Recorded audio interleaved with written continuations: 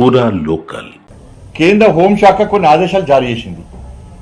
దేశవ్యాప్తంగా ఎవరైతే phone tapping చేస్తారో ఆ చేసినటువంటి పేరుని పంపమంటే వీళ్ళు మావోయిస్టు పేరు సిబ్బంది తెలిసి మా పేరు పంపారు, నా పేరు పంపారు, దానిలో ముఖ్యమంత్రి గారి పేరు ఉన్నది, హరీష్ రావు పేరు ఉన్నది, ఎమ్మెల్యే పేరు అందరూ ఉన్నాయి, వీళ్ళందరూ పేర్లు పంపారు.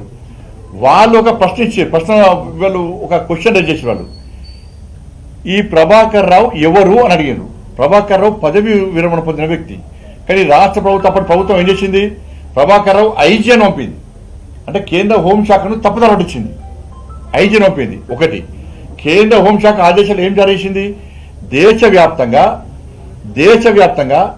ఎవరైతే మావోయిస్టులు కానీ టెర్రరిస్టులు కానీ ఫోన్ ట్యాపింగ్ చేస్తే వాటిని ప్రతి సంవత్సరము జనవరి జూలై నెలలో వాటిని డిలీట్ చేయాలి, ఆ డాక్యుమెంట్స్ మొత్తం ధ్వంసం చేయాలి. ఇది కేంద్ర ప్రభుత్వ నిబంధన. కానీ కేసీఆర్ ప్రభుత్వం 5 సంవత్సరాలు చేయలే. ఈ ప్రభాకర్ వ్యక్తి ఏం చేసిండు, మొన్న ఎన్నికల తర్వాత ఇక ప్రభుత్వం రాదు అని తెలుసుకున్న తర్వాత నవంబర్లో చేసిండు. నవంబర్లో చేయరాదు.